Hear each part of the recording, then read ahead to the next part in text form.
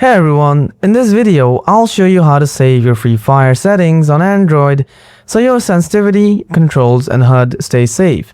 Let's go. Open Free Fire on your device. Tap the gear icon at the top of the screen. Then tap Display. From here, adjust your sensitivity, controls or graphics. Most of these settings auto-save automatically once you change them. There is no extra save button for sensitivity or graphics. Just back out after adjusting. After that, go to the In-Match section, then tap Custom HUD and adjust button size and position. Tap the save icon from the menu.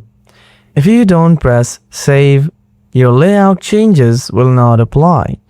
If you don't want to lose your settings, then go to Account and Basic. After that, look forward to Settings Sync and tap Upload. It will save your settings if you delete the app. That's it. You've now saved your Free Fire settings on Android.